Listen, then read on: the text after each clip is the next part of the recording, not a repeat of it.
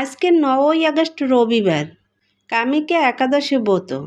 কামিকা একাদশী ব্রত পালন করে মাহাত্ম্য শ্রদ্ধা সহকারে পাঠ বা শ্রবণ করলে তিনি সর্ব পাপ থেকে মুক্ত হয়ে বিষ্ণু লোকে গমন করবেন।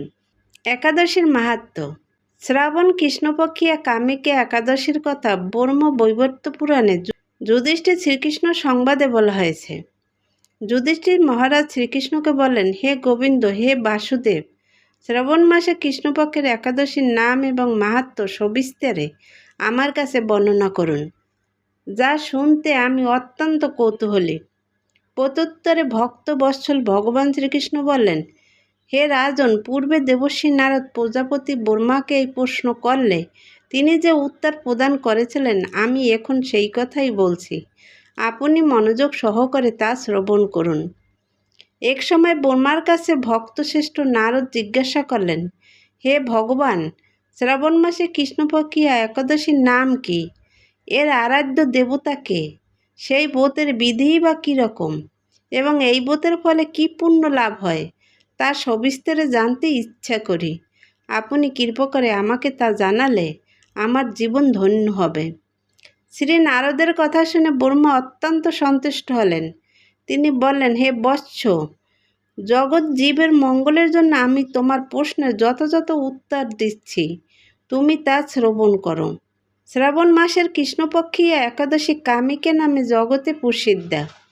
এই একাদশী মাহাত্ম্য শ্রবণে বাষ্পেয় যজ্ঞের ফল লাভ হয়।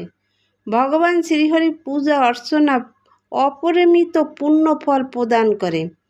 গঙ্গা, গোদাবরী, কাশী, নৈমেশ্বরণ্য, পুষ্কর ইত্যাদি তীর্থ দর্শনের সমস্ত ফল একমাত্র কৃষ্ণ পূজার মাধ্যমে কোটি গুণ লাভ করা যায়। সাগর ও অরণ্যযুক্ত পৃথিবী দানের ফল, দুগ্ধবতী গাভী দানের ফল অনায়াসে এই ব্রত পালনে লাভ হয়। যারা পাপ পুণ্য সাগরে নিমগ্ন, এই ব্রতই তাদের উদ্ধারের একমাত্র সহজ উপায়। এই রকম পবিত্র পাপনাশক শ্রেষ্ঠ ব্রত আর জগতে নেই। শ্রীহরি স্বয়ং এই মাহাত্ম্য কীর্তন করেছেন। রাত্রি জাগরণ করে যারা এই ব্রত পালন করেন, তারা কখনো দুঃখ দুর্দশাগ্রস্ত হন না। এই ব্রত পালন করে কখনো নিম্নজনে প্রাপ্ত হন না। কেশবপ্রিয়া তুলসীপত্রে তিনি শ্রীহরির পূজা করেন। পদ্মপাতায় জলের মতো তিনি পাপে নির্মলিত থাকেন। তুলসীপত্র দিয়ে কৃষ্ণ পূজায় ভগবান যেমন সন্তুষ্ট হন, মণি মুক্তাদি মূল্যবান রত্ন মাধ্যমেও তেমন প্রীত হন না। তিনি কেশবকে তুলসী মঞ্জরি দিয়ে পূজা করেন।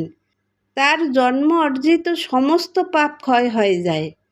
এ প্রসঙ্গে ব্রহ্মা বলেন, হে নারদ, যিনি তুলসীকে প্রত্যহ দর্শন করেন তার সকল পাপরাশি বিদূরিত হয়ে যায়।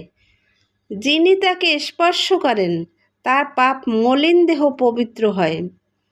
তাকে প্রণাম করলে সমস্ত রোগ দূর হয়। তাকে জল সিঞ্চন করলে যমও তার কাছে আসতে ভয় পায়। শ্রীহরির চরণে তুলসী অর্পিত হলে ভগবত ভক্তি লাভ হয়। তাই হে কৃষ্ণ ভক্তি প্রদায়িনী, তোমায় প্রণাম করি। যে ব্যক্তি হরিবাসরে ভগবানের সামনে দীপদান করেন, চিত্রগুপ্তও তার পুণ্যের সংখ্যা হিসাব করতে পারে না। তার পিতৃপুরুষেরাও পরম তৃপ্তি লাভ করেন। শ্রীকৃষ্ণ বললেন, হে রাজন, আমি আপনার কাছে সর্বপাপ হারিণী কামিকা একাদশীর মাহাত্ম্য বর্ণনা করলাম। অতএব যিনি ব্রহ্মহত্যা, ভ্রূণহত্যা, পাপ বিনাশিনী, মহাপুণ্য ফলদায়ী এই ব্রত পালন করবেন ও এই মাহাত্ম্য শ্রদ্ধা সহকারে পাঠ অথবা শ্রবণ করবেন, তিনি সর্বপাপ থেকে মুক্ত হয়ে বিষ্ণু লোকে গমন করবেন। হরে কৃষ্ণ, রাধে রাধে।